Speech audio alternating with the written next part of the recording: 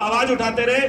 और मैं शीर्ष नेतृत्व को विश्वास दिलाना चाहता हूं कि हम जमीन पे काम करेंगे और जब तक हम इस व्यवस्था को परिवर्तित नहीं कर देंगे हम आराम से नहीं बैठेंगे। धन्यवाद। कि 100 आदमियों को पकड़ने के बजाय एक ऐसा आदमी पकड़ लो जिसके साथ 1000 आदमी है। ये वो काम क्या करते हैं हमारे शिव साहब। जैसा पार्टी में हरीश शर्मा जी, सुरेश गोयल जी, स्वागत है। कायदा एक्टिवनेस नजर आनी चाहिए। डिस्ट्रिक्ट आपकी कमेटी मॉनिटरिंग करेगी। देखिए, डिस्ट्रिक्ट यूनिट नहीं करेंगे, हम खुद करेंगे और उनको पूरा मान सम्मान मिलेगा और पूरा स्थान उनको दिया जाएगा। और आज शायद गोहाना से आ रहे हैं आप? जी, गोहाना, पानीपत और करनाल में भी कितने लोग ज्वाइन करें, कौन कौन हो सकते हैं वो? देखिए, मैं ये कह सकता हूँ कि रात को 12 बजे तक लोग ज्वाइनिंग के लिए आते रहते हैं और सुबह 7 बजे फिर शुरू हो जाते हैं। पूरे हरियाणा के अंदर एक ऐसा जश्न का माहौल है कि अब आम आदमी पार्टी हरियाणा बदलेगी। आम आदमी पार्टी अच्छे स्कूल और कॉलेज यहाँ बनाएगी, दिल्ली की तरफ नहीं देखना पड़ेगा। आम आदमी पार्टी मोहल्ला क्लिनिक और हॉस्पिटल यहाँ बनाएगी। आम आदमी पार्टी बिजली और पानी फ्री यहाँ भी देगी। महिलाओं के लिए बस यात्रा मुफ्त हरियाणा के अंदर भी देगी। अनेकों युवकों ने सपने जो मन के अंदर लिए थे, पंजाब में सरकार आने के बाद अब हरियाणा का युवक सोच रहा है कि मुझे भी बेरोजगार नहीं रहना पड़ेगा। जैसे भगवंत मान ने पहली कैबिनेट मीटिंग के अंदर 25,000 सरकारी नौकरियां निकाली, तो हरियाणा के युवक के मन के अंदर भी उम्मीद जगी कि आम आदमी पार्टी की सरकार जो कहती है वो करती है। जैसे भगवंत मान ने दिल्ली की तर्ज पे, दिल्ली के मुख्यमंत्री 50,000 रुपये हेक्टेयर फसल खराबी का मुआवजा किसान को देते हैं, और भगवंत मान ने पहली कैबिनेट की मीटिंग के अंदर बतौर मुख्यमंत्री 101 करोड़ रुपए नरमे के अंदर जो सुंडी लग गई, जो शहरी लोग उनको बता दूं, कपास में जो कीड़ा लग गया, उसके मुआवजे के लिए अलॉट किए। तो हर वर्ग, चाहे वो किसान है, महिला है, युवक है, वेतन भोगी है या व्यापारी है, क्योंकि दिल्ली के अंदर व्यापारी को सरकार का साझेदार माना गया। कोई भी व्यापारी कि दुकान के ऊपर इंस्पेक्टर नहीं जाता दिल्ली के अंदर। इंस्पेक्टर राज 5 साल पहले खत्म हो चुका है। दिल्ली के लोग ईमानदारी से टैक्स देते हैं। दिल्ली के लोगों ने हमारा बजट 24,000 करोड़ रुपए से बढ़ा के 66,000 करोड़ रुपए किया। एक इकलौती सरकार हिंदुस्तान की दिल्ली सरकार है जो प्रॉफिट के अंदर बजट रखती है और 1 रुपया कर्जा नहीं लिया आज तक। जनता का पैसा जनता को वापस देती है, बिजली के माध्यम से, पानी के माध्यम से, शिक्षा के माध्यम से, चिकित्सा के माध्यम से, महिलाओं के उत्थान के लिए, किसान के सम्मान के लिए अनेकों योजनाएं चला के जनता का माल जनता को वापस करती है। जैसे हरियाणा की सरकार भ्रष्टाचार में लिप्त है, एक भी निगम ऐसा नहीं बचा हुआ जिसका तार सीधा मुख्यमंत्री कार्यालय से ना मिला हो। हरियाणा पब्लिक सर्विस कमीशन के अंदर जो रेड पड़ी और उसके तार भी मुख्यमंत्री कार्यालय से मिले हुए हरियाणा के अंदर चैट में बोली गई। आज एयर कंडीशन विधानसभा में बैठ के मुख्यमंत्री के पसीने आ रहे हैं। हरियाणा के सत्ता दल के विधायक बोल रहे हैं कि मुख्यमंत्री जी कुछ काम कर लो, केजरीवाल जी आ रहे हैं। हिमाचल के विधायक बोल रहे हैं सत्ता दल के, मुख्यमंत्री जी कुछ काम कर लो, झाड़ू आ रही है। और वो समझ नहीं पा रहे कि झाड़ू कितनी तेजी से बढ़ रही है। हरियाणा के अंदर आज हर वर्ग, हर गांव, हर शहर आम आदमी पार्टी के साथ जुड़ रहा है और बड़ी भारी मात्रा के साथ जुड़ रहा है। राकेश चुग जी और इनके साथी जुड़े, मैं इनका भी आभार व्यक्त करता हूं कि इन्होंने हरियाणा को बदलने के लिए, ईमानदार सरकार लाने के लिए, पानीपत का विकास करने के लिए, पानीपत को शिक्षित करने के लिए, पानीपत को स्वस्थ करने के लिए एक अच्छी राजनीति के अंदर कदम रखा। जाति और धर्म की राजनीति को नकार दिया, भ्रष्टाचार की राजनीति को नकार दिया और हरियाणा को बेहतर बनाने के लिए अरविंद केजरीवाल की गुड गवर्नेंस मॉडल का अपनाया, दिल्ली के मॉडल का अपनाया। सांसद जी, नो डाउट कि आपका कुनबा बढ़ता जा रहा है, दिन ब दिन आपके कुनबा आपका बढ़ता जा रहा है आम आदमी पार्टी का, इसको संभालेंगे कैसे? कुनबा जितना बड़ा होगा उसमें बड़ी सारी आपको दिक्कतें भी आएंगी, परिवार में झगड़े भी होंगे, सब कुछ होगा। जहाँ 4 बर्तन होंगे वो बजेंगे, उनको कैसे संभालेंगे आप? गुटबाजी शुरू हो चुकी है आपके आते ही। दिल्ली के अंदर भारतीय जनता पार्टी और कांग्रेस खत्म हो गई, लुप्त हो गई। ऐसा लगता है ना जैसे इतिहास की किताबों के अंदर पढ़ा जाता है कि कभी यहाँ कांग्रेस भी होती थी। ये स्थिति होगी। हमने संभाला ना, बहुत अच्छी तरीके से संभाला। पंजाब के अंदर जितनी पार्टियां हैं, बड़े से बड़े मुख्यमंत्री, 3-3, 4-4 बार रहे हुए मुख्यमंत्री, एक मोबाइल रिपेयर के मैकेनिक ने हरा दिए और सबने मिलकर पंजाब को संभाल दिया, बहुत बेहतर संभाल दिया। मुख्यमंत्री जी की शपथ हुई, कई लाख लोग आए थे। आज तक इतिहास के अंदर ऐसा देखा नहीं गया कि मुख्यमंत्री शहीद आजम भगत सिंह के गांव के अंदर जाके शपथ लें और वहां से किसानों की बात करें और वहां से कहें कि विपक्षी किसी को नहीं समझना, सब हमारे हैं। जब सब हमारे हैं तो सब हमारे हैं, चिंता ना करें। हरियाणा में भी सब हमारे हैं। बीजेपी की सरकार हरियाणा में चल रही है, जो मैनिफेस्टो था इस पार्टी का, good governance, zero tolerance at corruption, ये 2 बड़े वायदे थे जिससे लोग आकर्षित हुए थे। Good governance and zero tolerance at corruption. तीसरा ये था कि कर्मचारी के लिए पंजाब पैटर्न पे वेतनमान, क्योंकि पंजाब में अब आपकी सरकार है, SYL का मुद्दा है, जो आपसे चुनाव नहीं जीत सके वो SYL के मुद्दे पे आपका स्टैंड जानना चाह रहे हैं। SYL के मुद्दे पे हमारा स्पष्ट मत है, जो सुप्रीम कोर्ट कानून बनाएगा, जो सुप्रीम कोर्ट का फैसला उसको लागू करेंगे, नंबर 1। और जहां तक करप्शन फ्री की बात है, बीजेपी जहां जहां आई है करप्शन 4 गुना हो गया।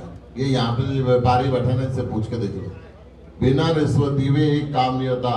हरियाणा के अंदर एक म्यूनिसिपल कमेटी के अंदर काम नहीं होता, सरकार के अंदर एक काम नहीं होता। रजिस्ट्री का घोटाला, दारू का घोटाला, जमीन के घोटाले, अनेकों घोटाले यहाँ पर हैं। और अब तो चिट्टा भी यहाँ पे बिकने लग गया, नशे का कारोबार भी भारतीय जनता पार्टी के लोग करने लगे। और आपको पता है, जब कोविड चल रहा था तो आपके शहर के, आपके जिले के अंदर ही दारू को, दुकान को, सरकारी दारू को भाजपा के लोगों ने पार किया। गुप्ता जी, चर्चा चल रही है जैसे कई बीजेपी और कांग्रेस से नेता हैं वो छोड़कर आम आदमी पार्टी का दामन थाम रहे हैं। पानीपत की जो पूर्व विधायिका रोहिता रेवड़ी है, उनकी शायद आपसे बातचीत हो गई है, शहर में चर्चा चल रही है और वो आपकी पार्टी का दामन थामने वाली है। इस बात में कितनी सच्चाई है? देखिए, मैं ये कह रहा हूं, जो भी व्यक्ति भ्रष्टाचार में लिप्त ना हो, जिस भी व्यक्ति का कैरेक्टर खराब ना हो, जिस भी व्यक्ति के लिए, जनता के लिए मन में दर्द हो, उसका यहाँ स्वागत है। जो भ्रष्टाचार में लिप्त हो, जिसका कैरेक्टर खराब हो, जो जनता को लेके नहीं चल सकता, उसको दूर से नमस्ते। कोई भी बातचीत हुई है इस बारे में? रेवड़ी साहब से क्या आपकी बातचीत हुई है इस बारे में? मेरी तो बात नहीं हुई, मेरी कोई बात नहीं हुई, परंतु पानीपत की जनता चाहती है कि वो आ जाए। अब जनता की मानेंगे या सांसद जी, आजकल एक बड़ा ट्रेंड चल रहा है पानीपत में, हमने और जिले की नहीं बात करेंगे, कि अपने नाम के आगे स्वयंभू अपने आप को उम्मीदवार बताया जा रहा है, और मतलब भावी उम्मीदवार बताया जा रहा है, चाहे वो विधायक हो, चाहे वो मेयर का हो, चाहे वो पार्षद का ही क्यों ना हो। आपने क्या टिकट डिक्लेयर कर दी है? देखिए, इस पार्टी में टिकट मांगने का हक सबको है और भावी उम्मीदवार लिखने का हक भी सबको है। भाई पार्टी सर्वे कराएगी, सर्वे के बेस पे टिकट देगी, टिकट किसी को नहीं दे रखी। और भावी तो सारा ही है। जब सुनो, एक ढाबे वाला जब चंडीगढ़ के मेयर को हरा सकता है, एक मोबाइल मैकेनिक जब चीफ मिनिस्टर पंजाब को हरा सकता है, तो पानीपत का हर आदमी विधायक है और हर आदमी को पूरा मौका है। सांसद महोदय, क्या इसका मतलब कि आपके नाम के आगे भावी मुख्यमंत्री लिखा जाए? मैं ना चुनाव लड़ूंगा, ना मैं मुख्यमंत्री की लाइन में। मैं तो ये इस बात को इंश्योर करूंगा कि हरियाणा के अंदर आम आदमी पार्टी की सरकार आए, दैट्स ऑल। और अभी सौरभ भारद्वाज जी ने आपको बताया था, इस पार्टी के अंदर पद का लालच नहीं होता, इस पार्टी के अंदर सेवा की जाती है और सेवा करने के लिए हम सब आए। तो एक चीज आपने उस दिन कही थी, क्या आपको नजर आ रहा है? आम आदमी पार्टी 90 में से 80 से ऊपर सीटें लेने जा रही है। आज हरियाणा का हर बच्चा एक भ्रष्टाचार मुक्त सरकार को लाना चाहता है, एक काम की राजनीति को लाना चाहता है। जिस प्रकार से बीजेपी और जेजेपी की सरकार ने पूरे हरियाणा को जाट में, सैनी में, पंजाबी में, हिंदू में, मुसलमान में, इन चीज़ों में बांट दिया है। इससे लोग परेशान हो चुके हैं। लोगों का भाईचारा ख़त्म करने का सरकार अगर काम करेगी तो वेलफेयर का काम कौन करेगा? एक वेलफेयर के लिए गुड गवर्नेंस की सरकार आम आदमी पार्टी की सर, सरकार। आज जिस प्रकार से बड़े नेता लगाए, कांग्रेस के लगाए, सब ज्वाइन कर रहे हैं आप पार्टी, आने वाले 2024 के चुनाव में किस प्रकार से आपकी पार्टी सब नेताओं को खुश कर पाएगी, टिकट दे पाएगी? क्योंकि टिकट की चाहत तो सभी के पास। टिकट के लिए स्पष्ट है, अगर पार्टी किसी को पहले प्रॉमिस करे और फिर मना करे, नाराजगी होती है। पार्टी ने कहा कि आप सब मेहनत करो, जो आगे निकलेगा सर में हम उसको टिकट देंगे। क्या आपको लगता है सर, सब नेताओं जो अब कल ही पूर्व मंत्री ने प्रेस वार्ता की है, उसमें भी उन्होंने कहा है कि 90 की 90 सीटें जीतेंगे, हम काम करेंगे, जन नीतियों कितना खराब लोगों तक पहुँचा पाएंगे आप पार्टी को? आम आदमी पार्टी ने दिल्ली में पहुँचाया, पंजाब में पहुँचा रहे हैं, हरियाणा के अंदर पहुँचा के दिखाएंगे, चिंता ना करो। देखिए, मैंने आपको शायद कल भी यही कहा था कि मेरी लड़ाई भ्रष्टाचार, अन्याय और अव्यवस्था के खिलाफ है और वो जारी रहेगी। इसलिए देखिए, आम आदमी पार्टी भी भ्रष्टाचार के खिलाफ लड़ रही है, इसीलिए मैंने आम आदमी पार्टी ज्वाइन की है। क्या कुछ मुद्दे रहेंगे आपके?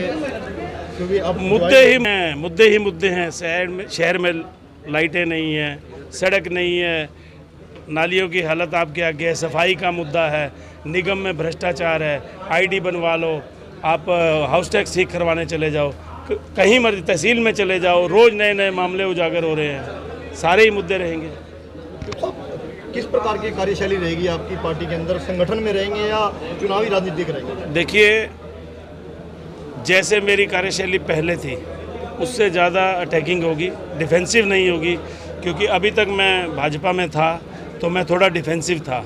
देखिए, हमारे लिए भी बार बार पार्टी बदलना जो है हमारे लिए भी अच्छी बात नहीं है, लेकिन क्या पता हमने भी बदली होगी तो कितने दुखी होकर बदली होगी। तो सब कल एक बड़े नेता का जिक्र कर रहे थे, बड़े नेता का नाम तो आज बता दें। बताएंगे, सारा बताएंगे, आप निश्चिंत रहिए, समय आने दीजिए। तो सर पे टोपी भी आ गई है। टोपी आ गई है, लेकिन अभी वो समय नहीं आया है कि उस नेता का मैं अभी नाम उजागर करूं, पूरे सबूतों के साथ आपके साथ रखूं। शहर में चर्चा आप मेयर के चुनाव के लिए कर रहे हैं? नहीं, ऐसा कुछ नहीं है। हमारा सबसे पहला काम है, हम पार्टी को मजबूत करेंगे शहर के अंदर काडर खड़ा करेंगे। उसके बाद अगर पार्टी आदेश करेगी तो कोई भी चुनाव लड़ेंगे, अदरवाइज ऐसा हमारा कोई वो नहीं है। पूर्व मेयर ने एक धार्मिक कार्यक्रम में, पूर्व मेयर सरदार भूपेंद्र सिंह की बात कर रहा हूँ, उन्होंने एक धार्मिक कार्यक्रम में झाड़ू उठाई थी सफाई के लिए। क्या आप झाड़ू अपनी पार्टी के लिए उठाकर भ्रष्टाचार की सफाई करेंगे? हमारा जो है मिशन ही यही है, हम झाड़ू उठा के सफाई करने वाले हैं, हमारा मिशन ही यही है। यही हम जानना चाह रहे हैं, पहले किसकी सफाई करना चाहिए?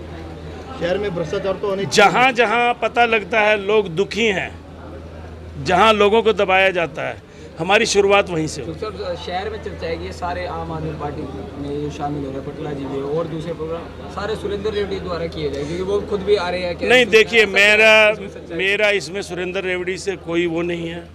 सुरेंद्र रेवड़ी वैसे सामाजिक मेरा भाई है और वो हमेशा रहेगा।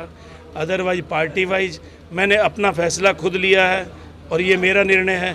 अब मुझे नहीं मालूम कि उनका क्या निर्णय है, इसके बारे में तो वही बता सकते। सुरेंद्र रेवड़ी दूसरी पार्टी से लड़ता है तो आप लोग उसके सामने चुनाव लड़ोगे? देखिए, अगर पार्टी आदेश करेगी तो लड़ना पड़ेगा, लड़ेंगे और मजबूती से लड़ेंगे। चुप साहब, भारतीय जनता पार्टी में जो आपके नेता लोग हैं, जो आपके नेता थे, क्या उनके खिलाफ खुलकर आवाज़ उठाएंगे? देखिए, कोई भी गलत होगा, कहीं भी होगा, चाहे वो हमारी आम आदमी पार्टी में भी कोई गलत करेगा तो हम उसके खिलाफ भी आवाज़ उठाएंगे।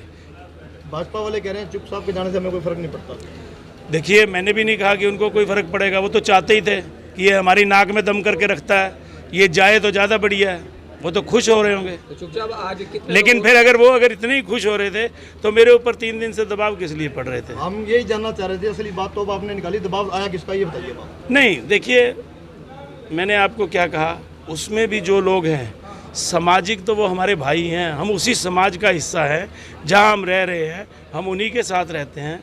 तो ये बातें, चुप साहब राजेश सूरी की फोटो लगा रखी थी बाहर और राजेश सूरी यहाँ पर आए। देखिए, राजेश सूरी जी हमारे सम्मानीय हैं। जैसे अब चांद भाई ने मेरे से पूछा, राजेश सूरी के ऊपर भी किसी का दबाव पड़ा होगा। रात को 11 बजे तक वो यहाँ मेरे साथ थे, अपने होर्डिंग वो खुद लगवा के गए। उनका कल खुद फ़ोन आया कि मुझे ज्वाइनिंग करनी है, और रात को उन्होंने और होर्डिंग्स के, बड़े होर्डिंग्स के ऑर्डर दिए हैं, वो छपे पड़े हैं। लेकिन राजेश सूरी के ऊपर, जैसे जीटी रोड के ऊपर रात को होर्डिंग लगे थे, कोई ना कोई राजनीतिक दबाव ऐसा पड़ा है। चलो कोई बात नहीं, वो हमारे भाई हैं, हमारे सम्माननीय हैं। क्या उनको मना के लेके आएंगे? देखिए, हमने तो कुनबा जोड़ना है, हम तो अपने पूरे प्रयास करेंगे। लगभग आज कितने लोगों के साथ ज्वाइन किया? आज 2 से 2,500 लोग थे जिन्होंने ज्वाइन किया। शहर में काफ़ी चर्चा रहती है कि राकेश चुग और धर्मवीर की जोड़ी कही जाती है, आपकी और चुग साहब की। कैसा महसूस कर रहे हैं और क्या लग रहा है कि जब चुग साहब के साथ आज सैकड़ों हजारों कार्यकर्ताओं के साथ ज्वाइन किया? आपको मेरे चेहरे से दिख ही रहा होगा कि कितनी खुशी नज़र आ रही है और आपने देखा होगा कितना सहयोग मिला भाइयों का। ये मेरी खुशी का राज यही भाई है जिन्होंने मेरे कंधे के साथ कंधा मिलाया और आज मेरे साथ खड़े हुए। आज देखो हजारों लोग जो मेरे साथ खड़े थे, उन्होंने कहा जोनी भाई आप आगे बढ़ो। और फिर सबसे बड़ी बात, मेरे लिए राकेश जी एक मानने बहुत अच्छे इंसान है जो मेरे लिए सब सुख दुख में मेरे साथ खड़े हुआ। तो मैं इनका कहना तो वैसे भी नहीं टाल सकता। ये धर्मवीर की जोड़ी शहर में कोई नया गुल खिलाएगी? नहीं, जरूर खिलाएगी। हमने तो पहले फूल में तो कल चुग साहब ने कह दिया भ्रष्टाचार की धूल आ गई, अब कोई नया गुल क्या खिलाएगी? नहीं, हम तो अपने संगठन को मजबूत करेंगे और जो पार्टी कहेगी वो कार्य करेंगे। हमने तो अब देखते चलोगे, हम नए से नए कार्य होंगे और अच्छे काम करेंगे। वार्ड की जनता बुला रखी थी, लगभग सारे वार्ड की जनता है, तो चुनावी माहौल लग रहा था कि आप चुनाव की ताल ठोक। नहीं, ऐसी कोई बात नहीं। अगर मैंने चुनाव लड़ना होता तो मैं आपको क्या बताऊं, आप मेरे बारे में अच्छी तरह जानते हो। मुझे तो कई पार्टियों ने ऑफर भी करा कि आप मेरे पास आओ, हम आपको वार्ड की टिकट देंगे, लेकिन मेरी कोई ऐसी मंशा नहीं है। चुनाव के दौरान आप फिर बदल लो पार्टी? नहीं, मैं ऐसा नहीं होगा। जो ये कोई एक कहना बहुत आसान होता है। मैं भी 2 दिन 48 दिन पूरा 48 घंटे हो गए सोया नहीं, सिर्फ एक घर को छोड़ के दूसरे घर में आना। अरे 2000 से लेके 2022 तक मैंने पार्टी की सेवा करी, एंड में मिला क्या? जो चारों साहब, मुझे अच्छी तरह याद है, आपको भी याद होगा, मैंने आपका एक इंटरव्यू किया था, उसमें आपने कहा था मोदी जी का मैं सबसे बड़ा फैन हूं। हाँ, आज फैन हैं या हो गए? नहीं, मैं तो क्या कहा, मैंने 48 घंटे कैसे बिताया मैं जानता हूँ। मैंने क्या करा, मेरा जब वोट भी नहीं था मैंने संजय जी के लिए दरिया बिछाई, लेकिन आज तक उन्होंने मेरे से कभी संपर्क और ना कभी मेरे बारे में पूछा और ना कभी उन्होंने जिक्र किया। मेरी जनता परेशान थी, मुझे कोई निर्णय लेना था, मैंने वो निर्णय ले लिया। दबाव तो आपके ऊपर भी आया होगा? दबाव तो आते रहते हैं, लेकिन हमें तो अपने वो करना था ना। थोड़ा सा बता दें हमें भी समझ आने का। नहीं, वो तो सब पता क्या होता है, एक भाईचारा होता है। वो उन्होंने भी प्यार दिखाया मेरे लिए, भाई हम तुम्हें भाई चल जोनी भाई आपको ये पद देते हो। अगर पद की वो होती क्षमता होती, हमें कोई महसूस होता भी हमें पद मिलना, मुझे इस पद की कोई लालच ही नहीं है। जा राकेश जी ने कहा और जा हमने कहा, हम आज चल दिए।